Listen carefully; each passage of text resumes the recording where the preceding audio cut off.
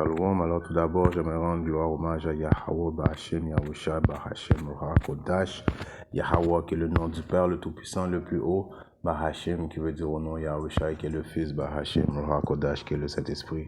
Shalom aux 144 000 aux élus et de bonheur et respect aux apôtres et aux ennemis de Great Millstone, car c'est eux qui nous ont appris cette vérité. Ici, frère Amoise de Montréal et à vous seulement, je dis Shalom. Alors tout de suite à 1 Pierre...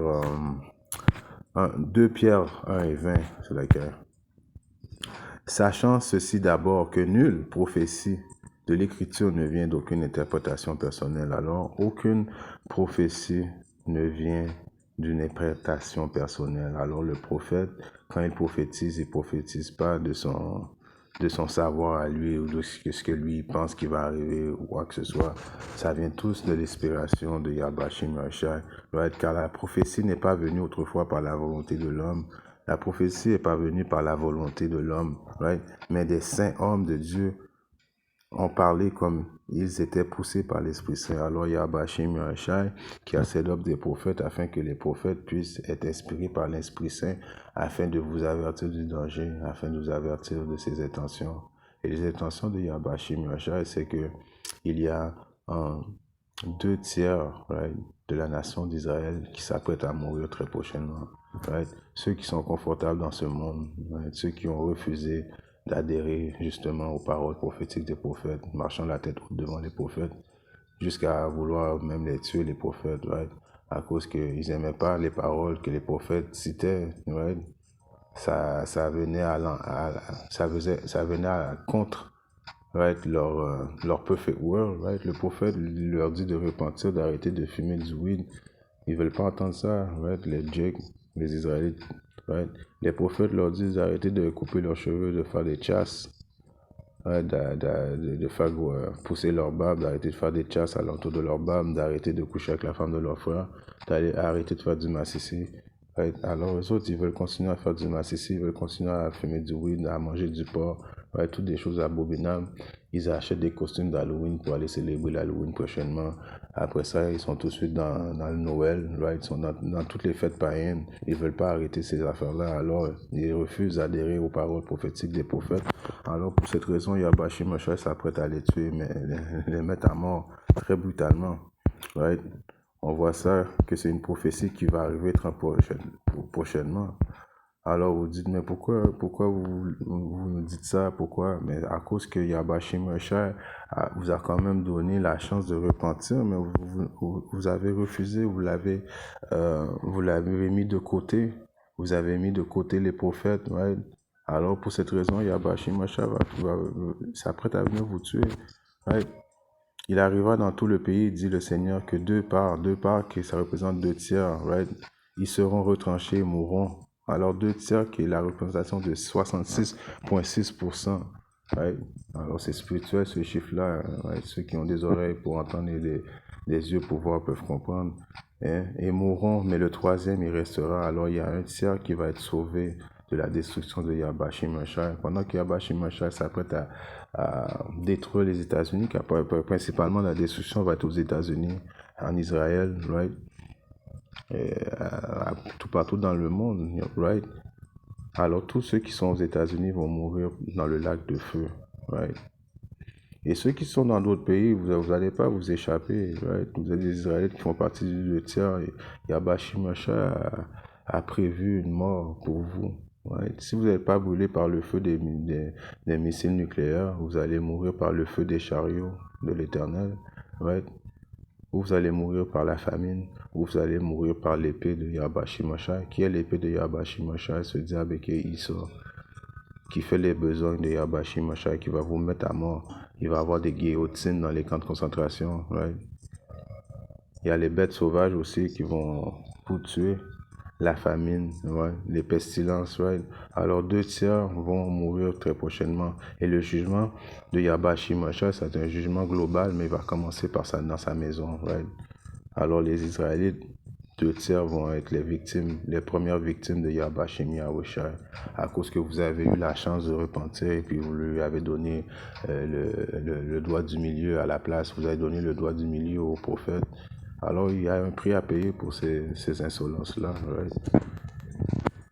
on va dans le livre de le Siracide, right?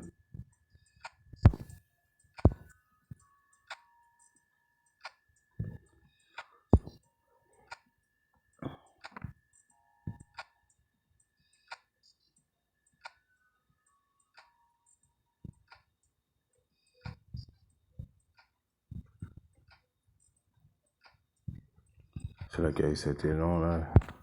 Le Siracide 49,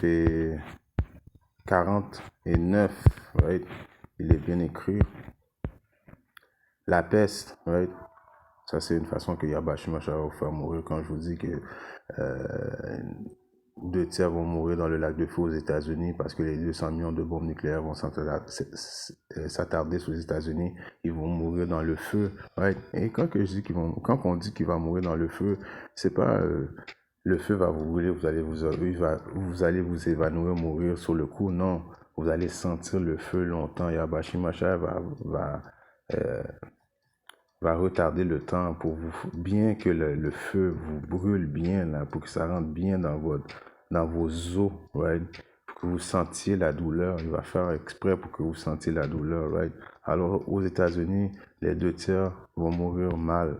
La peste, right? Ça, c'est une façon que Yabashimashal va vous faire mourir. Le meurtre par Ike Issa s'apprête à tuer plein d'Israélites, right? Le jugement va commencer dans la maison de Yabashimashal. La discorde, right? Il va y avoir des guerres raciales, des ci, des ça, right? Des peuples, des nations qui vont se battre l'un l'autre, right? Et l'épée, right? L'épée, ça veut dire plusieurs choses. Un fusil peut être l'épée. Les bombes nucléaires sont des épées, right? Des chiens drones, right? Ce sont des épées. Ouais, des drones sont des épées. La calamité, la famine, la destruction et les autres fléaux. Alors il y a même des autres fléaux qui sont même pas encore, qui ne sont pas inscrits dans la Bible que Yabashimashal s'apprête à venir juger l'impie, principalement les 2 tiers de la nation d'Israël. Mais l'impie principal, c'est qu'il sort. Mais Yabashimashal va se venger sur sa nation avant. Et après ça, il va sauter sur Eke Issa. Right? Tout cela a été créé contre les pécheurs. Alors tout ça, ça a été créé contre les pécheurs. Ceux qui adhèrent aux lois, au statut de Yabashimashal, ceux qui craignent Yabashimashal, ces choses-là n'ont pas été créées pour ceux qui craignent Yabashimashal. Toutes ces choses ont été créées pour les pécheurs, qui sont les 2 tiers et Issa et les autres nations. Comme c'est à cause d'eux que le déluge est arrivé. Alors c'est pour ça que le déluge est arrivé. Pour les mêmes choses qui se passent présentement sur la terre, right? Un homme veut devenir une femme veut devenir un homme, right? Les changements de sexe, la bestialité, right? L'idolâtrie, right? L'adultère, right? Les meurtres, le vol, les fraudes. Alors toutes ces choses-là, on est dans le même temps, dans le temps de Noé, right? Et c'est dans la même manière que dans le temps de Noé. Noé était l'élu de son temps, right? Aujourd'hui, il y a Yabashimashal, il y a plus d'élus sur la terre que dans le temps de Noé, mais c'est le même scénario, right? Le monde mange, le monde fête, et puis la destruction va s'entamer sur eux, et puis ils ne sauront même pas de où ça a commencé, right? C'est pour ça que nos apôtres vous disent que la porte du salut se referme tranquillement, right? Et soudainement, Yabashimashal va se mettre à vous juger, right? Parce que vous avez des têtes dures, vous ne voulez pas écouter, right? Dans le livre de Amos 9 et 8, il est écrit: Voici les yeux du Seigneur, Dieu, Yahweh, Bahashem, Yahushua, sont sur le royaume pécheur, principalement Babylone, right? Qui est le royaume pécheur, le royaume de l'impie, right? Parce que, où ce qu'ils font, comme on dit, tout bon le semble, right? Ils n'ont pas de règles, ils ne respectent pas de lois spirituelles, right? Ils sont prêts à respecter les lois de Eke Issa, mais ils ne veulent pas respecter les lois de Yabashimashal. Et je les détruirai de dessus la face de la terre. Seulement, je ne détruirai pas entièrement la maison de Jacob, dit le Seigneur Yabashimashal. Alors Yabashimashal s'apprête à détruire les États-Unis, right, de la map. Mais il va sauver Jacob, principalement le tiers, les élus. Oui. Éventuellement, tout Israël va être sauvé. Mais tu veux pas être l'Israélite qui va mourir et qui va revivre dans le royaume, qui va revenir. Tu vas revivre, mais avec une honte. right? Tu vas te rappeler que la trahison t'avait faite envers ton Créateur, tu vas avoir honte, right? Quand tu vas voir les prophètes, tu vas leur dire, c'est là qui a excusé, c'est lui excusé, on aurait dû vous écouter, mais tu vas vivre avec la honte, right? C'est un précepte qui est écrit. Tous les pécheurs de mon peuple mourront par l'épée, alors tous les pécheurs de son peuple vont mourir par l'épée, right?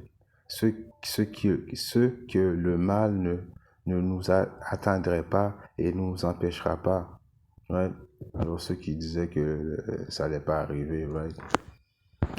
Et en ce jour-là, je relèverai le tabernacle de David qui est tombé, et je réparerai ses brèches, et je le relèverai ses ruines, et je rebâtirai comme il était au jour ancien. Alors le tabernacle de David, qui sont les élus, principalement, right, les prophètes, les 144 000 hommes, right, qui vont revenir dans leur nature naturelle, qui était quoi? Des dieux, right? Psaume 82 et 6. Je paraphrase ce verset, je vous ai dit que vous étiez des dieux, mais éventuellement vous étiez pour mourir comme les princes, right? Alors Yahweh Shemosha va nous remettre dans le statut des dieux comme avant, right? Mais les 2 tiers vont mourir mal. Apocalypse 18 et 4. Et j'ai entendu une autre voix depuis le ciel disant, sortez du milieu d'elle, mon peuple, afin que vous ne soyez pas participants de ses péchés et que vous ne recevez pas de ses plaies. Right? Alors, il y a Bachim Mosha qui vous demande de partir au milieu d'elle, right? De ne pas prendre vos sacs de valises et puis d'aller acheter un billet d'avion pour aller en Afrique et puis d'essayer de se pousser, d'échapper d'échapper des curses. Non, c'est pas ça qu'il veut dire. Il veut dire sortez, right? Repentez, changez votre mentalité, partez spirituellement de Babylone, right? Coupez les ponts spirituellement avec Babylone, right? Et revenez dans les bonnes grâces, dans mes bonnes grâces, afin que vous soyez sauvés, afin que vous puissiez vous cacher en dessous de mes ailes, right? C'est ça que ça veut dire, car ses péchés sont parvenus jusqu'au ciel et Dieu s'est souvenu de ses iniquités. Right? Yahweh Shemosha se souvient des iniquités de Babylone, right? Rendez-lui comme elle vous a donné, doublez-lui son double selon ses œuvres dans la coupe qu'elle a remplie, remplissez-lui au double. Autant elle s'est glorifiée, elle a vécu voluptueusement. Ça, c'est Babylone, elle a vécu voluptueusement. Right? On faisait ce qu'on voulait, on était un peuple matérialistique. Right? Les autres, ils se voyaient invincibles. Right? Autant de tourments et de tristesse donne-lui, car elle dit en son cœur, je suis assise en tant que reine et ne suis pas veuve et je ne verrai aucune tristesse. Alors, les Américains, on sait qu'ils sont fiers, ils sont orgueilleux. Les autres, ils ne voient pas qu'il y a Bachim Mosha, s'apprête à venir les juger. Eux, ils pensent qu'ils vont être là pour toujours. Mais c'est Yahweh Mosha qui a mis ça dans leur esprit, qui a mis un esprit d'orgueil. Right? Ils se pensent à un esprit, ils se pensent qu'ils sont invincibles, même qu'ils se pensent même qu'ils peuvent faire la guerre avec Yahweh Mosha. Mais tout d'un coup, Yahweh Mosha va venir les juger. Right? Si on va voir un précepte que j'avais sorti, j'espère qu'il est encore là. Ouais, il est encore là.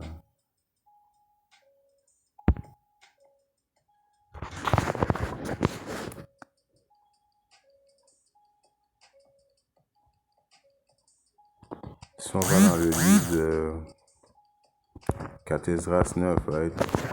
Je commence à 11. Tous ceux qui ont eu le dégoût pour ma loi. Alors ceux qui ont eu le dégoût, ce sont les 2 tiers. Ceux qui veulent, on veut rien savoir de Yahweh Shemosha, on veut faire ce qu'on bon nous semble. Right?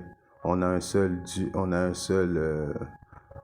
on veut juste servir César, right? Il y a un précepte qui dit ça, on veut juste servir César, en voulant dire, on veut juste servir Issa, right? C'est Issa notre roi, right?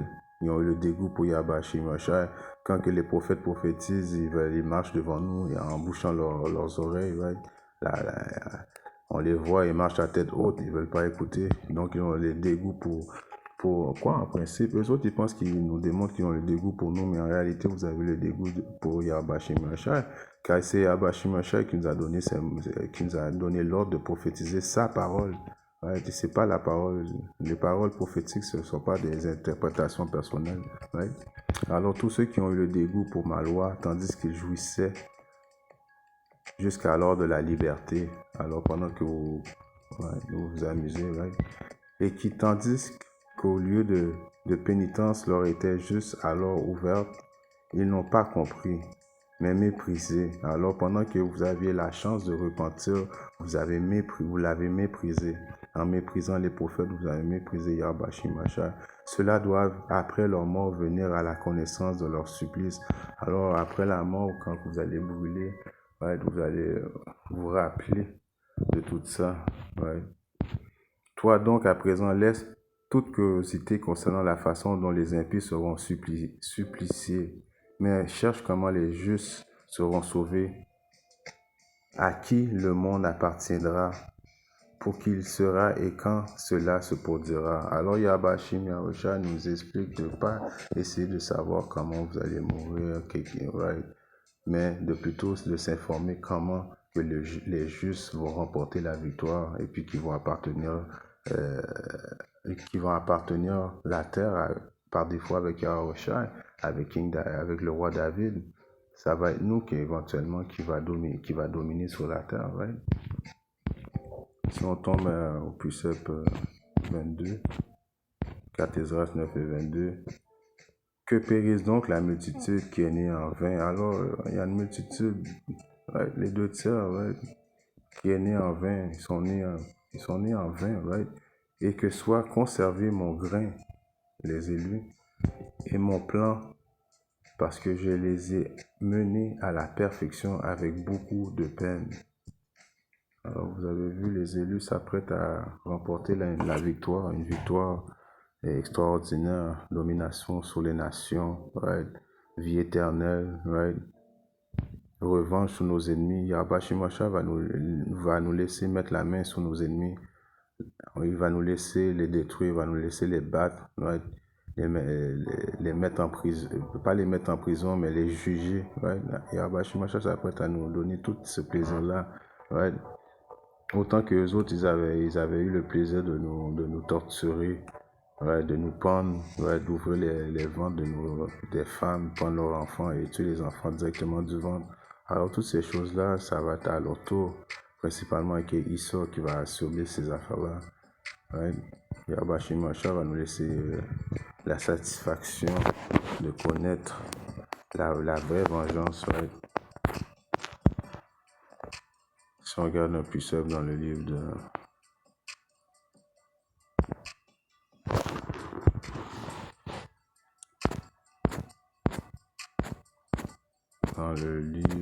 2 Pierre 2, 2 et 9.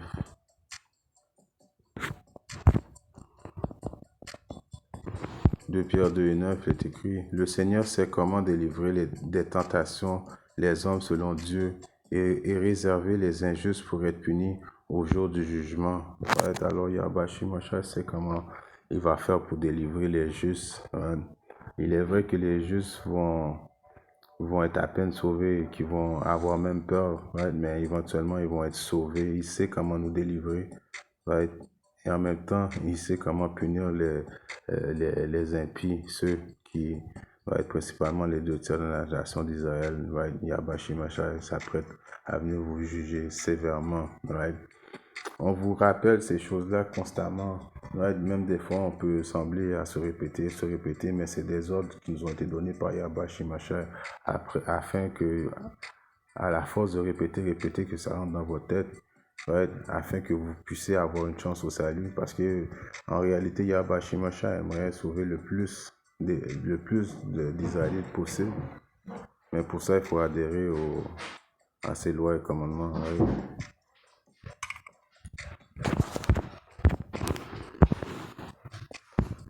Jean 17 et 9. Et je prie pour eux, je ne prie pas pour le monde, mais pour ceux que tu m'as donnés, car ils sont à toi.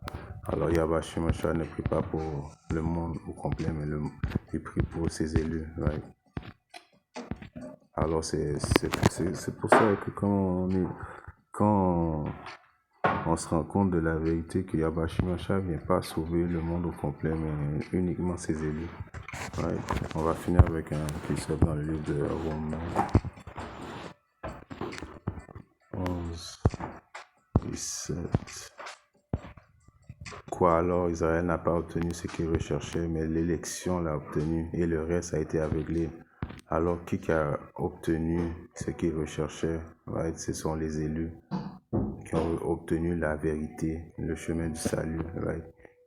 S'ils persévèrent jusqu'à la fin, ils vont être sauvés de la destruction qui s'entame très prochainement. Bombe nucléaire, la Troisième Guerre mondiale, l'implantation de la marque de la bête, la période de la tentation, toutes ces choses-là, la peste, right? Toutes les choses qu'on a lues auparavant. Right? Alors, Israël n'a pas obtenu ce qu'il recherchait, mais l'élection, qui sont les élus, right? Parce que c'est pas tout Israël qui est Israël, en voulant dire, c'est pas tout Israël qui va être sauvé, uniquement le tiers. Right? Selon ce qu'il est écrit, Dieu leur a donné l'esprit d'apathie des yeux pour qu'ils ne voient pas et des oreilles pour qu'ils n'entendent pas jusqu'à ce que le jour. Right? Alors Yahweh Shimashai à tous ceux qui n'ont pas voulu, il a donné un esprit d'aveuglement afin qu'ils ne puissent pas voir qu'est-ce qui est en train d'arriver, afin qu'ils puissent être jugés. En espérant que cette petite leçon a édifié un frère ou une sœur qui parle dans le monde, si Yahweh Shimashai le veut, je vais très bientôt avec une autre leçon. Shalom, Nitié.